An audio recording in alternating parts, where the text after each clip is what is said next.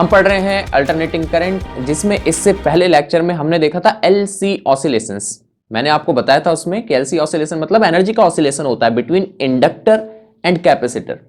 अब मुझे बताइए एनर्जी का ऑसिलेशन कब तक होता रहेगा? इंडक्टर और कैपेसिटर में जो एनर्जी का ऑसिलेशन हो रहा था वो कब तक होता रहेगा? तो अनंत काल तक चलता रहेगा अगर प्योर एलसी सर्किट है। तो प्योर एलसी सर्किट मतलब सर्किट में कुछ भी रेजिस्टेंस नहीं है। लेकिन प्रैक्टिकली ऐसा नहीं होता, कुछ तो रेजिस्टेंस होगा वायर का, तो ये ऑसिलेशन थोड़े टाइम के बाद डैम्प हो जाएंगे, खत्म हो जाएंगे। कैसे? देखो एक बार फिर से वापस चलते हैं। ये हमारे पास एलसी सर्किट, ये कैपेसिटर और ये हमारे पास इंडक्टर, ये है इंडक्टर। ठीक है, हमने एक चार्ज्ड कैपेसिटर लगाया इधर, तो एनर्जी का ऑसिलेशन होता है कैपेसिटर और इंडक्टर के बीच में। ठीक है, ये एनर्जी का ऑसिलेशन चलता रहेगा अगर सर्किट में कोई भी रेजिस्टेंस नहीं है। लेकिन क्या ऐसा होता है? नहीं, कुछ तो रेजिस्टेंस होगा वायर का, तो कुछ energy as a heat dissipate हो जाएगी। जब करंट फ्लो करेगा, रेजिस्टेंस है वायर का, तो कुछ energy as a heat dissipate हो जाएगी और थोड़े टाइम के बाद ये ऑसिलेशन, जो एनर्जी का ऑसिलेशन हो रहा है, वो डैम्प हो जाएगा। अगर करंट यहां पे ड्रॉ करें, कौन सा करंट हमें यहां मिलता है? अल्टरनेटिंग करंट, जो टाइम के साथ कुछ ऐसा होता था।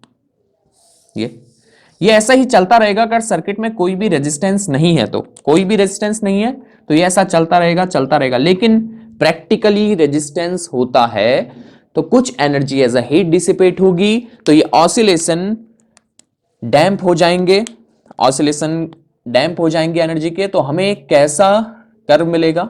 करंट टाइम ग्राफ कैसा मिलेगा?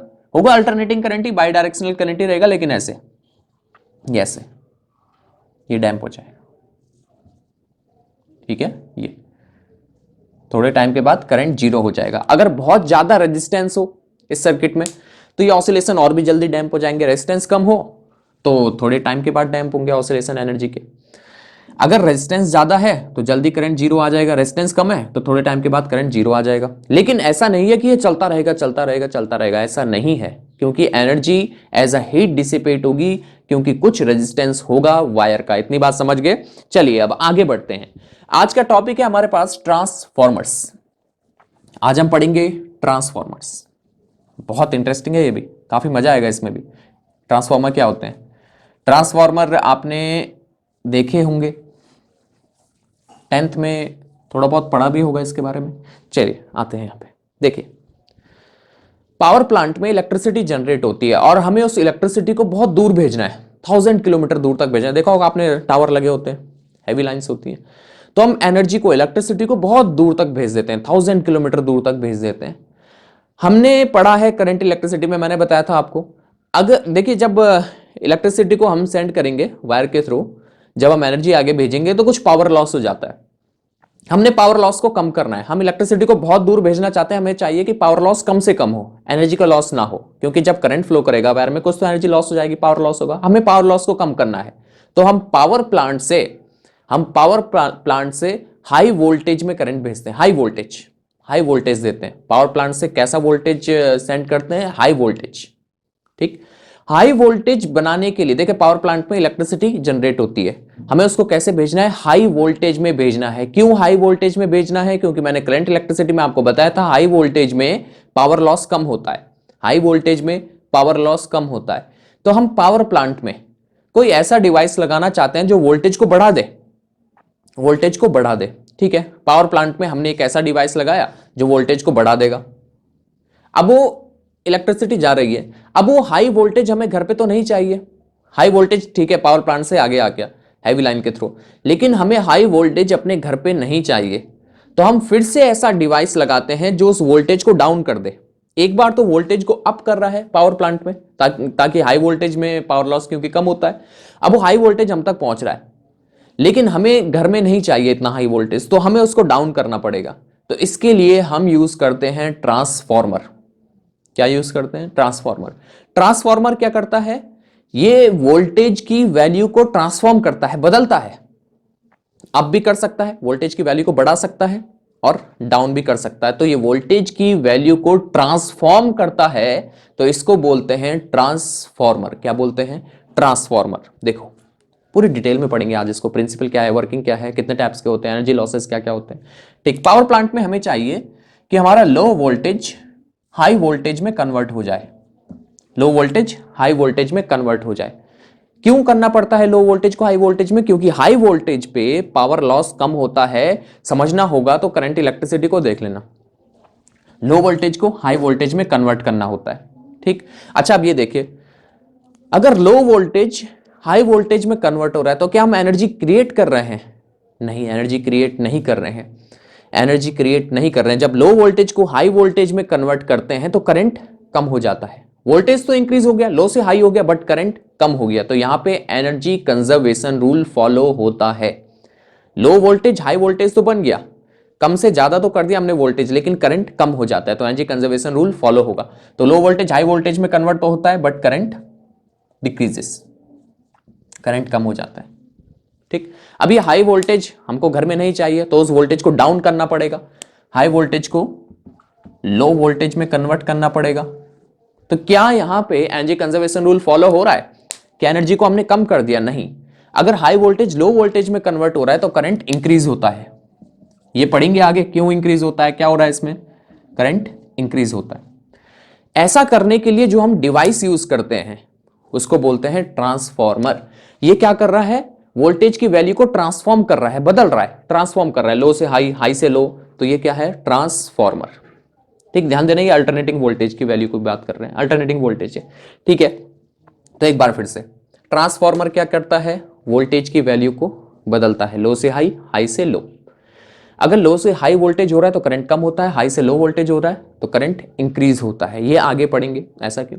इस ट्रांसफॉर्मर को जो लो से हाई वोल्टेज बना रहा है, लो वोल्टेज से हाई वोल्टेज बना रहा है, इसको हम कहते हैं, इसको हम कहते हैं step up transformer. Step up transformer, step up, low से हाई वोल्टेज, वोल्टेज के टर्म्स में बात हो रही है। स्टेप अप मतलब वोल्टेज की बात कर रहे हैं, लो से हाई वोल्टेज। और जो हाई वोल्टेज से लो वोल्टेज बना रहा है उसको कहते हैं step down transformer. Step down transformer, down नीचे, हाई वोल्टेज लो वोल्टेज, तो यह है स्टेप डाउन ट्रांसफॉर्मर और यह है स्टेप अप ट्रांसफॉर्मर। ठीक, तो अब ट्रांसफॉर्मर को डिफाइन कर लेते हैं। क्या है transformer?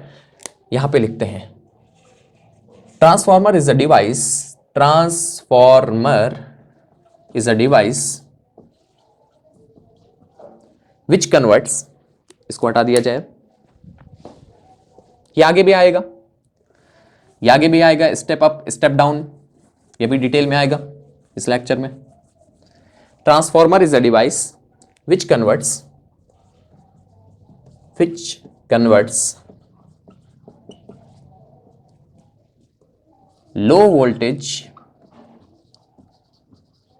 Low voltage at high current, low voltage at high current into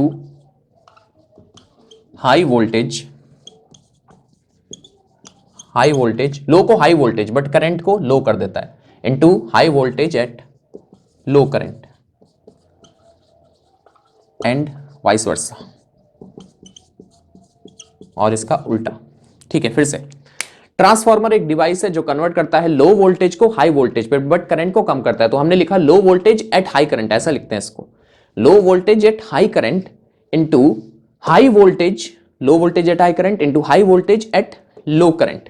current को कम कर दिया, वोल्टेज को बढ़ा दिया, तो इसको ऐसे ही लिखना है, लो voltage at high current into high voltage at low current and vice versa, मतलब इसका उल्टा। मतलब वाइस वर्सा का मतलब high voltage at low current into low voltage at high current. ठीक, तो ये है ट्रांसफॉर्मर। ठीक है, किस प्रिंसिपल पे बेस्ड है ये, इसका प्रिंसिपल क्या है? तो अब लिखते हैं प्रिंसिपल, किस प्रिंसिपल पे बेस्ड है? तो अभी जो हमने पढ़ा है, जो हम पढ़ते हुए आ रहे हैं, उस प्रिंसिपल पे बेस्ड है। क्या पढ़ते हुए आ रहे हैं हम? लिखते हैं, it is based on the principle of mutual induction. ये इस पे बेस्ड है, म्यूचुअल इंडक्शन पे बेस्ड है। It is based on the principle of mutual induction. क्या है म्यूचुअल इंडक्शन, याद है? भूल गए? म्यूचुअल इंडक्शन है, एक कॉइल में करंट चेंज करो तो उसकी पड़ोस वाली कॉइल में, उसकी नेबरिंग कॉइल में करंट इंड्यूस हो जाता है। एक कॉइल में करंट को चेंज करो तो उसकी नेबरिंग कॉइल में करंट इंड्यूस हो जाता है, ये है म्यूचुअल इंडक्शन। जिसमें करंट इंड्यूस हो रहा है वो है सेकेंडरी, जिसमें हम करंट को चेंज कर रहे हैं वो है प्राइमरी। ठीक, primary coil, secondary coil. Primary में करंट को चेंज करो तो सेकेंडरी कॉइल में करंट इंड्यूस हो जाता है। इस फिनोमिनन को हम क्या कहते थे? Mutual induction. इसी पे बेस्ड है हमारा ट्रांसफॉर्मर। ठीक, आगे चलते हैं। प्रिंसिपल समझ आ गया, डिफाइन भी कर लिया, अब आगे बढ़ेंगे। अब देखते हैं इसका कंस्ट्रक्शन। कंस्ट्रक्शन देखते हैं, कंस्ट्रक्शन देखते हैं, कंस्ट्रक्शन, कंस्ट्रक्शन, कंस्ट्रक्शन देखते हैं। ठीक, आपने ट्रांसफॉर्मर देखे होंगे मार्केट में, बड़े बड़े ट्रांसफॉर्मर होते हैं ना, देखें तो। एक ट्रांसफॉर्मर मेरे पास है, वो ट्रांसफॉर्मर मैं आपको दिखाता हूं। ये देखिए, बड़े बड़े तो देखे ना आपने, ये वाला भी देख लो, इसको भी देख लो। ये सर ये कहाँ है ट्रांसफॉर्मर? ट्रांसफॉर्मर तो बड़े बड़े होते हैं, ये भी ट्रांसफॉर्मर है। और ये सीडी प्लेयर का ट्रांसफॉर्मर है, मैंने एडी करंट में भी आपको दिखाया था, कुछ पार्ट आएगा एडी करंट का भी आगे इसमें। ठीक है, तो ये ट्रांसफॉर्मर है सीडी प्लेयर का। इनफैक्ट आपके मोबाइल के चार्जर के अंदर भी ट्रांसफॉर्मर है, क्योंकि घर में तो 240 वोल्ट आ रहा है। मोबाइल को चार्ज करने के लिए, बैटरी को चार्ज करने के लिए आपको इतना वोल्टेज नहीं चाहिए, तो डाउन करना पड़ता है। समझे? घर में कितना आ रहा है? 220 240 वोल्ट। मोबाइल की बैटरी को चार्ज करने के लिए इतना वोल्टेज हमें नहीं चाहिए, तो हमें उस वोल्टेज को डाउन करना है। वोल्टेज को डाउन करने के लिए मोबाइल चार्जर में ट्रांसफॉर्मर लगाया जाता है। कौन सा ट्रांसफॉर्मर उसके अंदर होगा? स्टेप अप या डाउन? डाउन करना ना वोल्टेज को। 240 वोल्ट घर में आ रहा है, हमें मोबाइल को चार्ज करने के लिए इतना वोल्टेज नहीं चाहिए, तो डाउन डाउन करना है, वोल्टेज को डाउन करना है, तो हम स्टेप डाउन ट्रांसफॉर्मर यूज करते हैं। वहां पे येलो टेप में ज्यादातर वो रैप होता है। ठीक, वो और भी छोटा होता है इससे साइज में। तो ये ट्रांसफॉर्मर है। ठीक है, हाँ अलग अलग साइज का हो सकता है, मार्केट वाला थोड़ा बड़ा होता है। ठीक है, जो मार्केट में लगा है वो भी स्टेप डाउन है। खैर आएगा भी स्टेप अप स्टेप डाउन क्या है वो अभी डिटेल में आएगा। तो कंस्ट्रक्शन क्या है? इसको दो अरेंजमेंट इसमें हो सकते हैं। ठीक, दो अलग अलग अरेंजमेंट वो देखने हैं अभी इसमें, जो एनसीईआरटी ने दे रखे हैं, दो अलग अलग अरेंजमेंट। ठीक है, तो सबसे पहले तो आप ये देखिए इसमें क्या क्या हम यूज करते हैं। तो इसमें होती हैं कॉइल्स। अब इसको लिखने की जरूरत नहीं है, मैं लिख रहा हूं ताकि आपको ध्यान में रहे। Primary and secondary coil. Primary secondary coils होती हैं। ये प्राइमरी सेकेंडरी कॉइल को रैप किया जाता है सॉफ्ट आयरन कोर पे। सॉफ्ट आयरन कोर इसलिए यूज करते हैं, इसकी कोर सॉफ्ट आयरन की इसलिए बनाते हैं, ये फ्लक्स को लीक नहीं होने देता, क्योंकि सॉफ्ट आयरन एक फेरोमैग्नेटिक मटेरियल है, तो सारी मैग्नेटिक फील्ड अपने से पास करा देता है। देखो क्या है, ये पार्ट थोड़ा डिलीट हो गया था पहले, इसलिए ये नहीं आया इस समय। ठीक है, फिर से देखो, ये सॉफ्ट आयरन है, यहाँ पे ये आयरन है, यहाँ इधर उधर मैग्नेटिक फील्ड है, तो ये अपने से पास करा देता है, क्योंकि फेरोमैग्नेटिक मटेरियल है आयरन। तो सॉफ्ट आयरन कोर, इसकी कोर सॉफ्ट आयरन की इसलिए बनाते हैं क्योंकि फेरोमैग्नेटिक मटेरियल है आयरन, और फ्लक्स को लीकेज नहीं होने देता। क्या है ये सर? ये सब समझ में आ जाएगा अभी। तो फिर से क्या क्या इसमें यूज होता है? Primary coil, secondary coil. ठीक, और किस में रैप किया जाता है इसको? सॉफ्ट आयरन कोर में। रैप करने के दो अलग अलग तरीके हमारे पास हैं। तो यहां पे देखो, मेथड 1, फर्स्ट मेथड। इसमें इसमें प्राइमरी और सेकेंडरी कॉइल एक दूसरे के ऊपर होती हैं। कैसे सर? देखो देखो, इसको देखो, यहां पे देखते हैं। प्राइमरी और सेकेंडरी कॉइल एक दूसरे के ऊपर लगाई जाती हैं। यहां पे ये, और ये हमारे पास आयरन कोर है, सॉफ्ट आयरन कोर। ठीक, अब देखो, ये हमारे पास प्राइमरी कॉइल,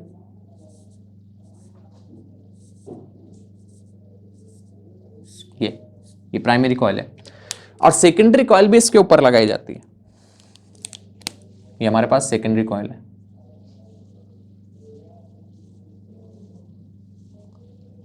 तो ये अरेंजमेंट है, ये अरेंजमेंट है, to coils on top of each other, to coils on top of each other.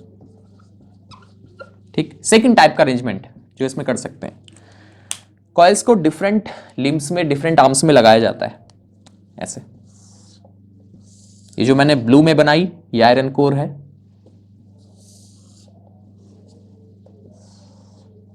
ये हमारे पास आयरन कोर, ये है जो अरेंजमेंट है इसमें जो कॉइल्स होंगी, अच्छा ये कॉइल्स, इनको वाइंडिंग्स भी कहते हैं, वाइंडिंग्स, और ये कॉइल्स हमारे पास कॉपर की बनी हुई होती हैं ज़्यादातर, ठीक, डिफरेंट लिम्स में। ऐसे एक कॉइल इधर लग गई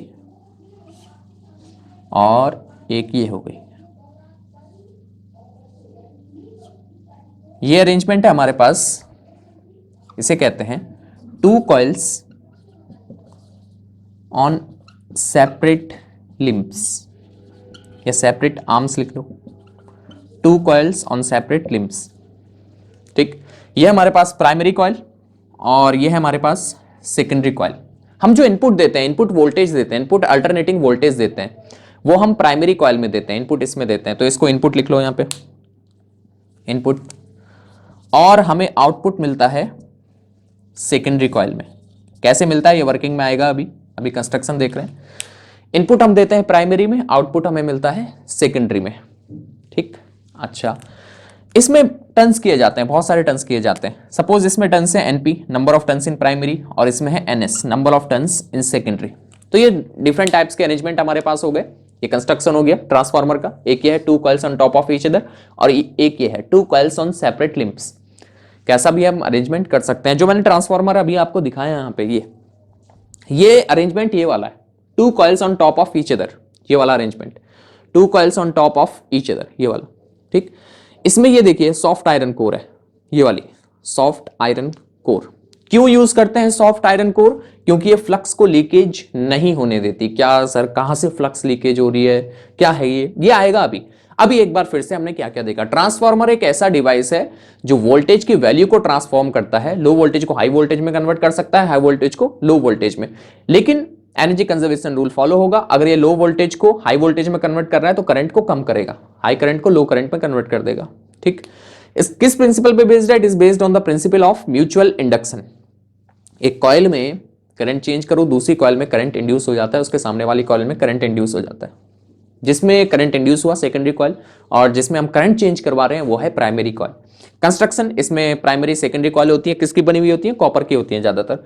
सॉफ्ट आयरन कोर यूज करते हैं, और दो टाइप के अरेंजमेंट हमारे पास ये हो गए, एक ये to coils on top of each other, और एक ये to coils on separate limbs. Primary coil, secondary coil. Input देते हैं प्राइमरी में, अल्टरनेटिंग वोल्टेज हम देते हैं प्राइमरी में, और हमें आउटपुट मिलता है सेकेंडरी कॉइल में। यहां तक समझ में आ गया? इतनी बातें क्लियर हो गई, ठीक है। अब इसकी वर्किंग देखते हैं, अब करते हैं वर्किंग। इसको हटा दूं यहां से। अब वर्किंग देखो कैसे हम वोल्टेज को ट्रांसफॉर्म कर देते हैं, कैसे हाई को लो में, लो वोल्टेज को हाई वोल्टेज में कन्वर्ट कर देते हैं। अब वो देखेंगे, अब आएगा वर्किंग। बहुत इजी है ट्रांसफॉर्मर, बस समझते रहो अच्छे से, और स्किप मत किया करो। जो बोला जाता है वो भी सुनना है, वो भी इंपॉर्टेंट होता है, ठीक। वर्किंग करते हैं, अब देखते हैं इसकी वर्किंग, ठीक। देखो क्या होता है, हम अल्टरनेटिंग वोल्टेज कहां देते हैं? प्राइमरी में। प्राइमरी में अल्टरनेटिंग वोल्टेज देते हैं, अल्टरनेटिंग की बात कर रहा हूं, अल्टरनेटिंग करंट। जब अल्टरनेटिंग करंट देंगे प्राइमरी में, अल्टरनेटिंग करंट देंगे प्राइमरी में, अल्टरनेटिंग करंट देंगे प्राइमरी में, तो अल्टरनेटिंग करंट अपनी वैल्यू बार बार चेंज करता है, अपनी वैल्यू को कंटिन्यूअस चेंज करता है। जब अल्टरनेटिंग करंट बदलेगा तो इसके अराउंड जो फ्लक्स होगी वो भी चेंज होगी। अब जब इसके अराउंड मैग्नेटिक फील्ड चेंज हो रही है, देखिए फिर से अल्टरनेटिंग करंट अपनी वैल्यू बार बार बदलेगा तो मैग्नेटिक फील्ड बदलेगी। मैग्नेटिक फील्ड बदलेगी, जो इससे फ्लक्स लिंक कर रही है, सेकेंडरी कॉइल से जो फ्लक्स लिंक कर रही है इसकी वजह से, वो भी बार बार बदलेगी। और जब फ्लक्स चेंज होगा तो सेकेंडरी कॉइल में करंट इंड्यूस होगा। समझ गए? एक बार फिर, अल्टरनेटिंग करंट इनपुट यहां से देते हैं प्राइमरी पे। अब अल्टरनेटिंग करंट है, अपनी वैल्यू को बार बार चेंज करेगा। अगर बार बार अपनी वैल्यू को बदलेगा तो इसके अराउंड फील्ड भी बदलेगा, और अगर फील्ड बदलेगा तो जो इससे फ्लक्स लिंक कर रही है वो बदलेगी, और फैराडे के अकॉर्डिंग जो फ्लक्स लिंक कर रही है वो चेंज होती है तो करंट इंड्यूस होगा। करंट इंड्यूस होगा, करंट से पहले ईएमएफ इंड्यूस होगा, किसमें? सेकेंडरी में। अब ये ईएमएफ इससे ज्यादा हो सकता है, कम हो सकता है, depends on the number of turns, वो आगे आएगा। खैर वर्किंग समझ गए क्या हुआ? एक बार फिर से फाइनल टच दे दूं। यहां से अल्टरनेटिंग करंट दिया, वो अपनी वैल्यू बार बार बदल रहा है, इसके अराउंड मैग्नेटिक फील्ड बदल रही है, मैग्नेटिक फील्ड बदल रही है तो जो फ्लक्स से लिंक कर रही है वो भी चेंज हो रही है, जिसकी वजह से इसमें ईएमएफ इंड्यूस होगा सेकेंडरी में। ठीक हो गया? समझ गए ये चीज? अब देखो, ध्यान देना, यहां पे ध्यान देना। यहां पे करंट आया, इस करंट ने मैग्नेटिक फील्ड बनाई, ये मैग्नेटिक फील्ड, इसके अराउंड मैग्नेटिक फील्ड बनी ना, मैग्नेटिक फील्ड ऐसे जा रही है यहां से और यहां से घूमते हुए, क्योंकि ये सॉफ्ट आयरन कोर है, सॉफ्ट आयरन कोर यूज कर रहे हैं। आयरन इसीलिए यूज करते हैं क्योंकि ये फेरोमैग्नेटिक मटेरियल है, फ्लक्स को लीक नहीं होने देता, अपने अंदर से पास करा देता है मैग्नेटिक फील्ड को। तो ये मैग्नेटिक फील्ड यहां से चलते हुए यहां जा रही है और हम ले रहे हैं आइडियल ट्रांसफॉर्मर। क्या ले रहे हैं? आइडियल, ये मैग्नेटिक फील्ड लाइन्स हैं, ऐसे मैग्नेटिक फील्ड लाइन्स यहां से ये ऐसे जा रही हैं, मैग्नेटिक फील्ड लाइन्स है ये। हम ले रहे हैं आइडियल ट्रांसफॉर्मर। आइडियल क्या होता है? आइडियल मतलब इसमें फ्लक्स का लीकेज नहीं हो रहा है। हम आइडियल ट्रांसफॉर्मर कंसीडर कर रहे हैं, इसमें कोई भी फ्लक्स लीक नहीं हो रहा है। फ्लक्स लीक का मतलब ध्यान से सुनना, जितनी मैग्नेटिक फील्ड लाइंस प्राइमरी के एक टर्न से लिंक कर रही हैं, जितनी मैग्नेटिक फ्लक्स प्राइमरी के एक टर्न से, प्राइमरी के सिंगल टर्न से जितनी मैग्नेटिक फ्लक्स लिंक कर रही है, हम ले रहे हैं कि सेकेंडरी के एक टर्न से उतनी ही फ्लक्स लिंक कर रही है। आइडियल ट्रांसफॉर्मर ले रहे हैं, फ्लक्स लीकेज नहीं हो रहा है, जितनी फ्लक्स प्राइमरी की एक टर्न से लिंक कर रही है उतनी ही फ्लक्स सेकेंडरी के एक टर्न से लिंक कर रही है। ठीक, फ्लक्स लीकेज नहीं है। रियलिटी में फ्लक्स लीकेज होगा थोड़ा बहुत, कुछ मैग्नेटिक फील्ड लाइंस यहां से इधर भाग जाएंगी, कुछ इधर भाग जाएंगी, कुछ देखो यहां से इधर चली जाएंगी, तो ये इससे तो लिंक करेगी लेकिन सेकेंडरी से लिंक नहीं करेगी। हम आइडियल ट्रांसफॉर्मर ले रहे हैं, जितनी फ्लक्स इसके एक टर्न से लिंक कर रही है उतनी फ्लक्स सेकेंडरी के एक टर्न से लिंक कर रही है। रियलिटी में कुछ इधर भाग जाती है, लेकिन हमने अरेंजमेंट अब ऐसा कर लिया कि बहुत कम भागती हैं। हम जो एफिशिएंसी है ट्रांसफार्मर की, वो एफिशिएंसी 95% से ज़्यादा हमने एफिशिएंट बना लिया। ट्रांसफार्मर 99% तक एफिशिएंसी पहुंच गई है। तो ओवरऑल ज़्यादा कंफ्यूज नहीं होना, ये एफिशिएंसी क्या है ये भी अभी आएगा।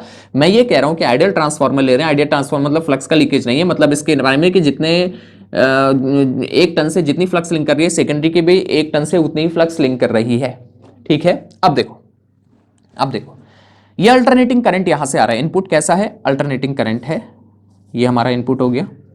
अल्टरनेटिंग वोल्टेज, ये एसी का सिंबल यहाँ पे छोटा हो गया, लेकिन समझ जाओ अल्टरनेटिंग वोल्टेज है ये। इसको हटा देता हूँ। अल्टरनेटिंग वोल्टेज यहाँ से हम दे रहे हैं अल्टरनेटिंग वोल्टेज, अल्टरनेटिंग करंट। ठीक है, अच्छा अब देखो ये अल्टरनेटिंग करंट इससे घूमेगा प्राइमरी से। प्राइमरी कॉइल में जब करंट चेंज हो रहा है, करंट बदल रहा है, तो इसके अराउंड जो फ्लक्स होगी वो भी चेंज होगी, और फ्लक्स चेंज होगी तो म्यूचुअल इंडक्शन फिनोमिनन से सेकेंडरी कॉइल जब फ्लक्स चेंज हो रही है ना, तो इसके अराउंड भी फ्लक्स चेंज हो रही है, तो सेकेंडरी में ईएमएफ इंड्यूस होगा। और कितना ईएमएफ इंड्यूस होगा देखते हैं। EMF induced in secondary coil. देखो भाई आराम से देखना, मैं आराम से बता रहा हूं अच्छे से, एक बार फिर से बताऊं। हाँ, यहां से अल्टरनेटिंग करंट गया, इसके अराउंड फ्लक्स बदलेगी, म्यूचुअल इंडक्शन फिनोमिनन होगा, इसमें ईएमएफ इंड्यूस होगा। कितना ईएमएफ इंड्यूस होगा? EMF induced in secondary coil, ES, Faraday law of induction. ES is equal to minus NS D phi upon dt। ns number of turns in secondary, d phi upon dt rate of change of flux. ठीक, अच्छा primary coil में हम current दे रहे हैं, तो इसके around भी flux change हो रहा है, तो सेल्फ इंडक्शन प्रोसेस भी होगी। सेल्फ इंडक्शन मतलब प्राइमरी में भी ईएमएफ इंड्यूस होगा जो अपने ही करंट के चेंज को अपोज करेगा। प्राइमरी कॉइल में कितना ईएमएफ इंड्यूस होगा? देखो सेकेंडरी में तो हो गया ना म्यूचुअल इंडक्शन, लेकिन सेल्फ इंडक्शन भी होगा। सेल्फ इंडक्शन ये अपने ही करंट के चेंज को, प्राइमरी कॉइल अपने ही करंट के चेंज को अपोज करेगी। प्राइमरी कॉइल में कितना ईएमएफ इंड्यूस होगा उसको लिखते हैं, EMF induced in primary coil. कितना ईएमएफ इंड्यूस हुआ प्राइमरी कॉइल में? ठीक है, तो EP EMF induced in primary it is equal to minus number of turns in primary D phi upon D t rate of change of magnetic flux. D phi upon D t दोनों के लिए आएगा। हम ले रहे हैं ideal transformer, जितनी flux इससे लिंक कर रही है उतनी ही इससे भी कर रही है, तो d phi upon D t दोनों के लिए एक जैसा। तो सेकेंडरी कॉइल में कितना ईएमएफ इंड्यूस हुआ? Minus NS D phi upon D t. Primary coil में कितना ईएमएफ इंड्यूस हुआ? Minus NP d phi upon D t. Secondary में क्यों हुआ? म्यूचुअल इंडक्शन की वजह से। प्राइमरी में क्यों हुआ? सेल्फ इंडक्शन की वजह से। इन दोनों को डिवाइड कर दो। Let this is equation number 1, let this is equation number 2। From 1 and 2, from first and second, दोनों को डिवाइड कर दो। डिवाइड तो E S upon E P divide कर दिया इक्वल टू ये अपॉन ये, माइनस से माइनस गया, D five upon D T से D five upon D T गया, N S upon N P. ये इंपॉर्टेंट है, ये इंपॉर्टेंट है, इसको ध्यान में रखना, इसको अभी यूज करेंगे। तो क्या आ गया, E S upon E P equal to N S upon N P. EMF induced in secondary upon EMF induced in primary, it is equal to number of turns in secondary upon number of turns in primary। यहां तक समझ में आया? ठीक है, अब आगे बढ़ेंगे, आगे बढ़ेंगे, आगे चलेंगे। ये वाले अरेंजमेंट को मैं हटा देता हूं। हम आइडियल ट्रांसफार्मर ले रहे हैं। आइडियल ट्रांसफार्मर में जितनी इनपुट पावर होगी आउटपुट पावर भी इतनी होगी, जितनी पावर हम इनपुट में देंगे उतनी हमें आउटपुट में भी मिलेगी। लेकिन रियलिटी में ऐसा नहीं होता, कुछ एनर्जी का लॉस हो जाता है। एक बार फिर से, ट्रांसफार्मर एनर्जी को ट्रांसफर कर रहा है प्राइमरी से सेकेंडरी में, पावर को ट्रांसफर कर रहा है प्राइमरी से सेकेंडरी में। हम आइडियल ट्रांसफार्मर ले रहे हैं, तो जितनी इनपुट पावर है उतनी ही सारी की सारी आउटपुट पावर हमें मिल रही है। लेकिन रियलिटी में ऐसा नहीं होता है, कुछ पावर लॉस हो जाती है इन वेरियस फॉर्म्स, वो हम आगे देखेंगे, इसमें एनर्जी लॉसेज आएगा। ठीक, लेकिन जैसा मैंने पहले बताया, हमने जो अब ट्रांसफार्मर बनाए उनमें पावर लॉस हमने कम से कम कर लिया, ऐसा अरेंजमेंट बना लिया, ऐसे हमने टेक्निक अप्लाई कर ली कि पावर लॉस कम से कम हो जाए। तो हम आइडियल ले रहे हैं, जो होता नहीं है लेकिन हम ले रहे हैं। For ideal transformer, for ideal transformer input power is equal to output power, input power is equal to output power, that is input power कितनी, power equal to V into I, V EMF लेंगे तो input power E P I P, input power V into I, V E P, EMF in primary, यही तो हो गया potential difference E P, I है current in primary, EMF in primary into current in primary, power क्या होता है वी इंटू आई, तो ये वी इंटू आई तो है, यहां करंट हो गया प्राइमरी में आईपी। ठीक है, इक्वल टू आउटपुट पावर, तो E S I S, output secondary coil में, तो आउटपुट पावर कितनी होगी वी इंटू आई, यहाँ पे पोटेंशियल डिफरेंस ई एस और करंट सेकेंडरी में सपोज आई एस है। ठीक है, फिर से देखो, ये आइडियल ट्रांसफार्मर के लिए है कि जितनी पावर इनपुट है उतनी ही पावर हमें आउटपुट में भी मिल गई। लेकिन रियलिटी में ऐसा नहीं होता है, कुछ पावर लॉस हो जाती है। लेकिन हमने जो ट्रांसफार्मर बना लिए हैं वो बहुत बहुत बहुत कम उनमें पावर लॉस होता है, तो 99% तक उनकी एफिशिएंसी है। एफिशिएंसी क्या होता है ये अभी आएगा। ठीक है, अब आगे बढ़ते हैं, वापस यहाँ पे आते हैं। तो हम यहाँ से लिख सकते हैं ई एस, इसको यहां ला जाओ, upon E P equal to, यहाँ आ गया, ये यही है, ये यहां आ गया और ये यहां आ गया, तो I P upon I S, सही है। E S upon E P equal to I P upon I S. अब E S upon E P किसके इक्वल है, N S upon N P, तो ये यहां रख लो, N S upon N P. ये जो इक्वेशन आई, देखो कहां से, एक बार फिर से, E S upon E P equal to I P upon I S. अब E S upon E P तो N S upon N P के भी इक्वल है, तो ये हो गया। ये जो equation I, this is very very very very very very important, बहुत इंपॉर्टेंट इक्वेशन है ये। यहां से देखो अभी कुछ चीजें निकलेंगी।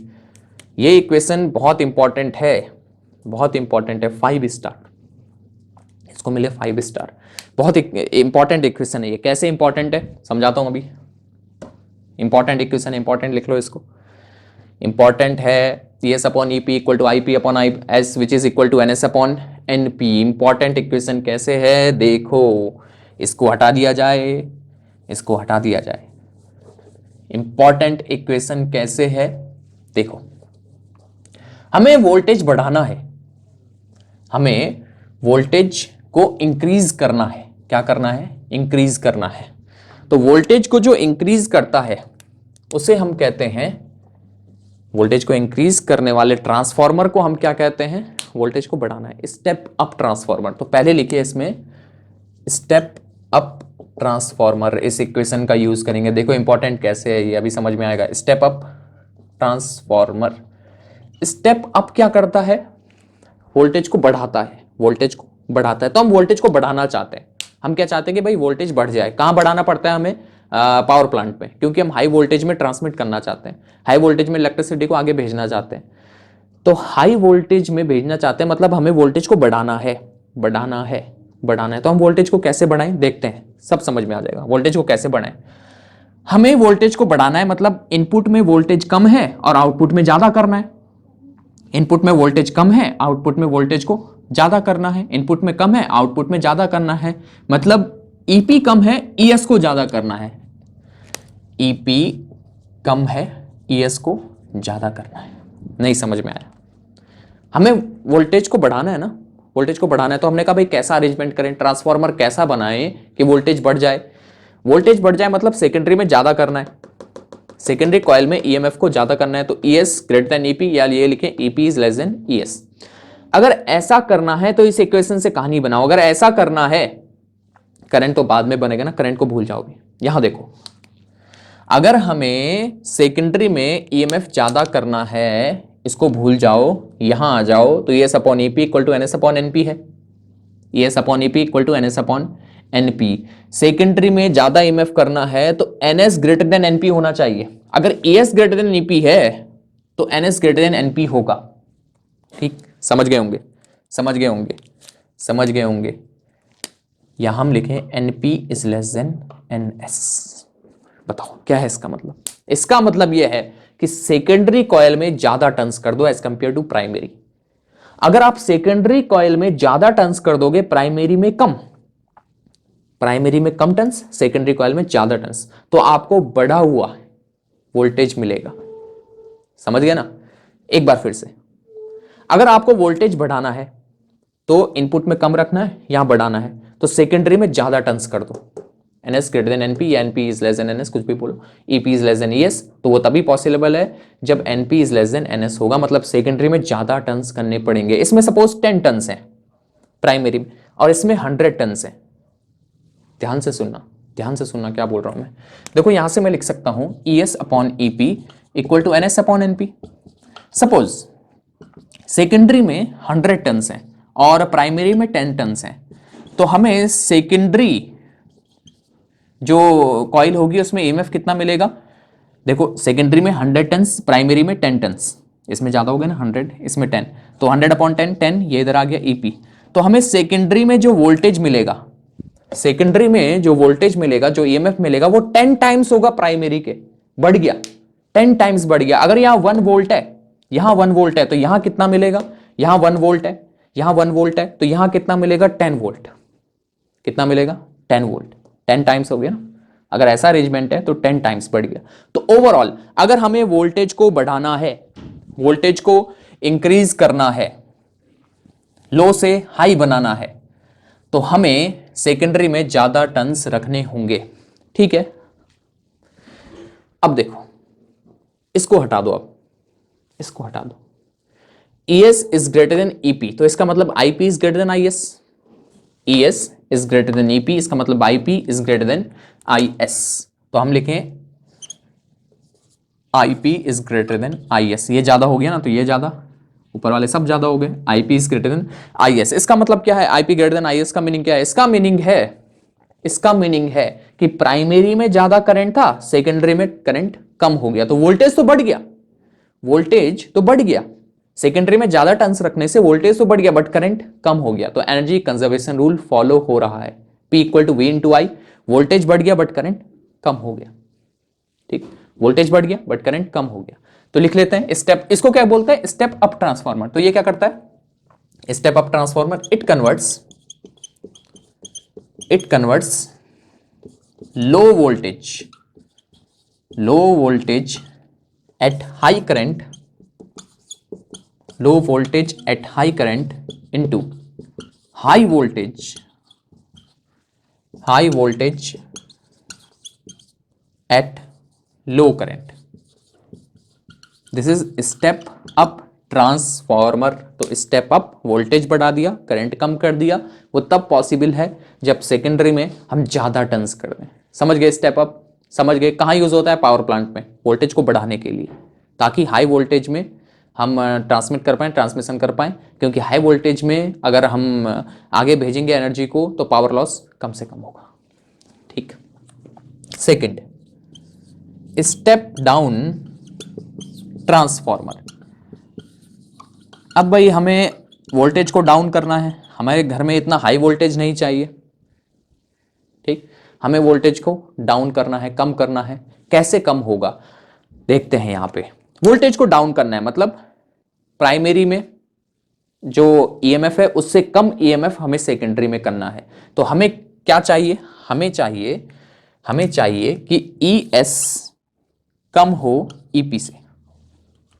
प्राइमरी जो ईएमएफ है उससे कम हमको सेकेंडरी में चाहिए। ये अचीव करने के लिए हमें क्या करना पड़ेगा, ये कम हो गया तो ये ऊपर वाले सब कम हो गए, तो ये देखो टन्स पे चलते हैं, ये कम हो गया तो NS is less then NP। मतलब अगर वोल्टेज को डाउन करना है, कम करना है तो हमें सेकेंडरी में टन्स कम करने पड़ेंगे एज कंपेयर टू प्राइमरी। यहां टन्स कम रखने पड़ेंगे, यहां सपोज 10 टन्स रखे, यहां हमने 100, ठीक है। तो जो स्टेप डाउन ट्रांसफार्मर होता है उसमें सेकेंडरी में कम टन्स होते हैं, प्राइमरी में ज्यादा टन्स होते हैं। या ये बोलो अगर आपको वोल्टेज को कम करना है, डाउन करना है वोल्टेज को, तो सेकेंडरी में कम टन्स रखो एज कंपेयर टू प्राइमरी, ठीक। करंट के साथ क्या होगा, अगर ये ऊपर वाले कम हो गए तो IP is less then IS, या ये लिख लो, हाँ ठीक है ऐसे लिख लो, IP is less then IS। मतलब इसका मीनिंग क्या हुआ कि वोल्टेज तो डाउन हो गया बट करंट सेकेंडरी में बढ़ गया, वोल्टेज तो कम हो गया बट करंट बढ़ गया, तो एनर्जी कंजर्वेशन रूल फॉलो होगा, ठीक है। लिख लें इसको, लिख लेते हैं। इट कन्वर्ट्स, इट मतलब स्टेप डाउन की बात कर रहा हूं, इट कन्वर्ट्स क्या करता है ये, high voltage at low current, high voltage at low current into low voltage at high current. It converts high voltage at low current into low voltage at high current, ठीक, low into low voltage at high current. समझ गए, step up step down transformer दोनों clear हुए, बातें समझ में आ गई। ये है step up step down transformer, ठीक। इसको हटा दिया जाए, इसको हटा दिया जाए, ठीक है सर हटा दो। अब एफिशिएंसी की बात करते हैं ट्रांसफार्मर की, इसकी एफिशिएंसी क्या है, कितना एफिशिएंट होता है ट्रांसफार्मर, ये कैसे पता चले। तो efficiency of transformer, efficiency of transformer, efficiency of transformer eta से डिनोट कर लो, it is equal to output power, किसी भी मशीन की एफिशिएंसी वैसे यही होती है, आउटपुट पावर अपॉन आउटपुट कितनी दे रहा है अपॉन इनपुट कितनी दी थी इंटू 100%, ये किसी भी मशीन की हो गई, output power upon input power into 100%, eta से डिनोट कर रहे हैं, ईटा, ठीक है। Efficiency of transformer is equal to output power upon input power into 100%। Output power कितनी हो गई, ES IS upon input power कितनी हो गई, EP IP इंटू 100%, ये आ गया जी। This is efficiency of transformer, efficiency of transformer it is equal to output power upon input power into 100%, output power ESIS upon input power EPIP into 100%, this is efficiency। कोई भी देखो maximum efficiency कितनी हो सकती है 100%, है ना, maximum इतनी हो सकती है, लेकिन कोई भी ट्रांसफार्मर 100% एफिशिएंट नहीं हो सकता क्योंकि कुछ पावर लॉस हो जाती है, इनपुट पावर ज्यादा होती है, आउटपुट पावर थोड़ा कम हो जाती है, मतलब कुछ पावर लॉस हो जाता है, ठीक। लेकिन हम जो अब ट्रांसफार्मर बना पा रहे हैं वो ट्रांसफार्मर की एफिशिएंसी 95% से ज्यादा 99% तक एफिशिएंट हम बना चुके हैं, 99%। 100% बनाना कभी भी पॉसिबल नहीं है क्योंकि कुछ पावर लॉस होगी ही होगी, ठीक है, कुछ पावर लॉस होगी ही होगी। तो हम 99% तक एफिशिएंट अब बना चुके हैं ट्रांसफार्मर्स को, ठीक। समझ गए क्या है ये, इतनी बातें क्लियर हुई, ठीक है। कौन कौन से एनर्जी लॉसेस हो सकते हैं ट्रांसफार्मर में, कौन कौन से एनर्जी लॉस हो सकते हैं, लिखिए अब, energy losses in transformer, energy losses in transformer, लिखो भाई, इसको हटाओ और नोट करो। Energy losses, energy losses in transformer,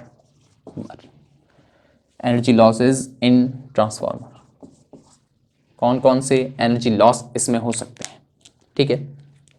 first, flux leakage. Flux leakage, flux leakage क्या है? देखो होता क्या है, प्राइमरी कॉइल में करंट चेंज हो रहा है तो इसके अराउंड मैग्नेटिक फील्ड भी चेंज हो रही होगी और जो फ्लक्स इससे लिंक कर रही है वो भी बदलेगी। जरूरी नहीं है कि जितनी फ्लक्स इससे लिंक कर रही हो इससे भी उतनी कर रही हो। कुछ फ्लक्स यहां इधर चले जाता है, इधर चले जाता है, फ्लक्स लीक हो जाता है, फ्लक्स लीक हो जाता है, कुछ इधर चले गया, कुछ इधर चले गया। जरूरी नहीं है कि भाई जितनी इससे निकल रही है उतनी इससे लिंक करे, कुछ इधर भाग गई।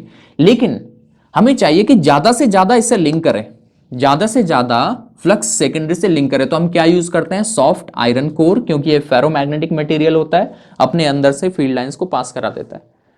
ठीक, लेकिन फिर भी कुछ तो फ्लक्स लीक हो जाता है, तो ये एनर्जी लॉस है ट्रांसफार्मर में, फ्लक्स लीकेज। ठीक, second possible energy loss, resistance of windings. Resistance of windings, windings ये आपकी कॉइल्स जो हो गई, इनका कुछ तो रेजिस्टेंस होगा, इनका रेजिस्टेंस कुछ तो होगा। ये जो कॉपर कॉइल हम यूज कर रहे हैं, ये जो वाइंडिंग्स हैं, ये जो कॉइल्स हैं, इनका कुछ तो रेजिस्टेंस होगा। तो जब करंट फ्लो होता है इससे तो कुछ एनर्जी लॉस हो जाती है in the form of heat, क्योंकि कुछ रेजिस्टेंस है इनका, तो ये हीट अप हो जाते हैं, तो कुछ energy in the form of heat loss हो जाती है। तो रेजिस्टेंस ऑफ द वाइंडिंग्स, और ये है हमारा heat loss, heat loss. Third possible energy loss, AD current loss, AD current loss. ठीक, अब देखो सॉफ्ट आयरन कोर तो हमने यूज करना ही है, मजबूरी है हमारी, क्योंकि फेरोमैग्नेटिक मटेरियल है तो फ्लक्स को लीक नहीं होने देगा। कम फ्लक्स मतलब ज्यादा से ज्यादा फ्लक्स को लिंक कराएगा सेकेंडरी से, क्योंकि फेरोमैग्नेटिक है, मैग्नेटिक फील्ड लाइंस इसके अंदर से पास करती है। ठीक है, लेकिन सॉफ्ट आयरन कोर को यूज करने से एक प्रॉब्लम और हो जाती है। प्रॉब्लम ये होती है कि देखो भाई करंट चेंज हो रहा है, प्राइमरी कॉइल में हमने अल्टरनेटिंग करंट दिया जो कि चेंज हो रहा है। ये करंट चेंज हो रहा है तो ये अपने अराउंड मैग्नेटिक फील्ड भी चेंज करेगा, और अगर मैग्नेटिक फील्ड चेंज होगी तो आयरन बल्क कंडक्टर, आयरन है बल्क कंडक्टर, तो जब उसके सामने बल्क कंडक्टर के नियर फ्लक्स को हम चेंज कर रहे हैं, फ्लक्स चेंज कर रहे हैं, तो बल्क कंडक्टर में एडी करंट बन जाते हैं। एडी करंट में मैंने आपको बताया था, बल्क कंडक्टर के सामने मैग्नेटिक फ्लक्स को चेंज करो तो उसमें एडी करंट डेवलप हो जाते हैं, और वो एडी करंट उस कोर को हीट अप कर देते हैं, गर्म कर देते हैं। तो कुछ energy in the form of heat loss हो जाएगी ड्यू टू एडी करंट। हमें चाहिए एडी करंट कम से कम रहे, एडी करंट कम से कम रहे। तो एडी करंट को कम से कम रखने के लिए मैंने आपको बताया था, एडी करंट में हम लैमिनेटेड आयरन कोर यूज करते हैं। क्या यूज करते हैं? Laminated iron core. जैसे मेरे पास ये ट्रांसफार्मर है, देखिए ये इसकी कोर है, ये इसकी कोर है, तो इसमें लैमिनेशन किया गया है टुकड़े में। ये देखिए पीसेस दिख रहे हैं आपको, ये पीसेस देख पा रहे हैं, ये वाले, ये इसके छोटे छोटे पीसेस ऐसे बनाए गए। तो ये है लैमिनेटेड आयरन कोर। क्यों लैमिनेटेड आयरन कोर यूज की? क्यों लैमिनेटेड आयरन कोर यूज की? मैंने एडी करंट में भी बताया था। लैमिनेटेड आयरन कोर इसलिए क्योंकि ये एडी करंट के फ्लो होने के एरिया को कम कर देते हैं। ये हमने लैमिनेटेड आयरन कोर यूज कर ली। नहीं समझ में आएगा एडी करंट वाला देख लेना, वहां पे समझाया मैंने। ये जो एरिया है एडी करंट के फ्लो का, वो कम हो जाता है लैमिनेटेड आयरन कोर यूज करके। अगर एरिया कम हो गया तो resistance equal to resistivity into L upon A, R equal to rho L upon A. अगर एरिया कम हो गया तो रेजिस्टेंस बढ़ जाता है, रेजिस्टेंस बढ़ जाता है तो एडी करंट कम हो जाते हैं, रेजिस्टेंस बढ़ गया तो एडी करंट कम हो गया, एडी करंट कम हो गया तो एडी करंट की वजह से जो हीट लॉस हो रही है वो भी कम हो जाएगी। नहीं समझ में आया सर? एक बार फिर से देखो, जब प्राइमरी कॉइल में हमने अल्टरनेटिंग करंट दिया, ये तो बार बार चेंज हो रहा है, तो अपने अराउंड फ्लक्स ये चेंज करेगा, फ्लक्स चेंज करेगा। हम आयरन कोर यूज कर रहे हैं, फ्लक्स चेंज होने से इसमें एडी करंट डेवलप होगा, एडी करंट के डेवलप होने से कुछ energy in the form of heat loss हो जाएगी। हमें चाहिए हीट लॉस कम से कम रहे, तो हम लैमिनेटेड आयरन कोर यूज करते हैं, छोटे छोटे पीसेस। लैमिनेटेड आयरन कोर करके क्या होता है, लैमिनेशन करके क्या होता है, फायदा ये होता है कि एडी करंट के जो फ्लो होने का जो एरिया है वो कम हो जाता है। एरिया कम होगा तो रेजिस्टेंस बढ़ जाएगा, रेजिस्टेंस बढ़ जाएगा तो एडी करंट कम हो जाएगा। ठीक है, और हीट लॉस भी कम हो जाएगा। ठीक है, fourth, hysteresis loss. Hysteresis loss, अभी हिस्टेरिसिस लॉस क्या है ध्यान से देखना। जब ये करंट चेंज हो रहा है प्राइमरी कॉइल में, तो इसके अराउंड फ्लक्स चेंज हो रही है। जब फ्लक्स चेंज हो रही है, तो ये आयरन को मैग्नेटाइज डीमैग्नेटाइज करती है।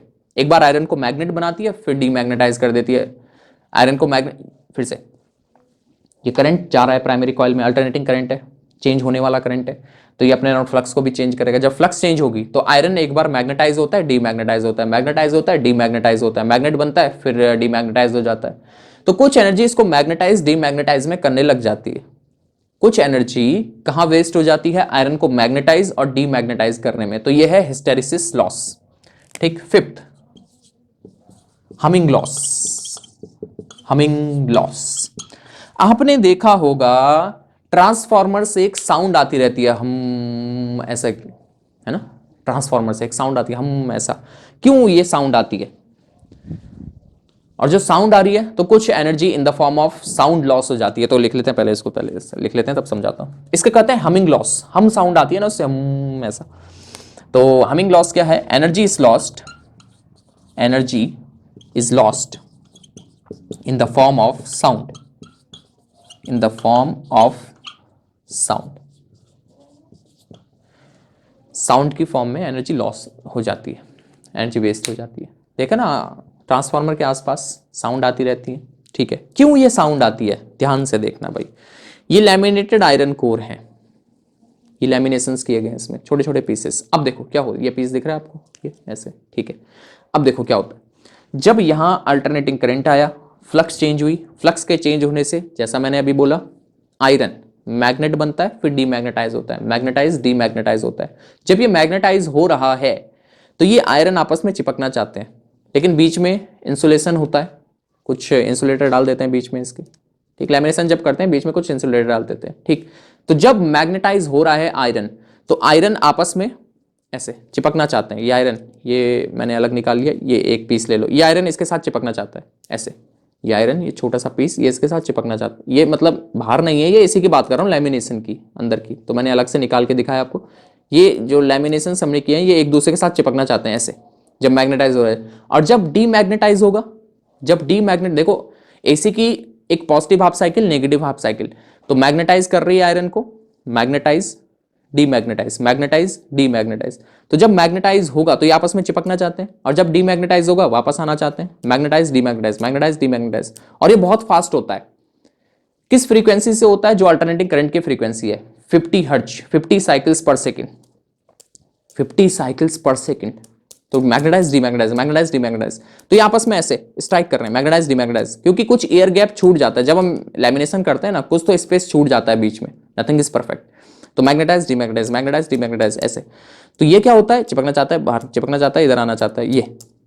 तो ये ऐसे स्ट्राइक कर रहा है और बहुत जोर से, बहुत फास्ट ही होता है।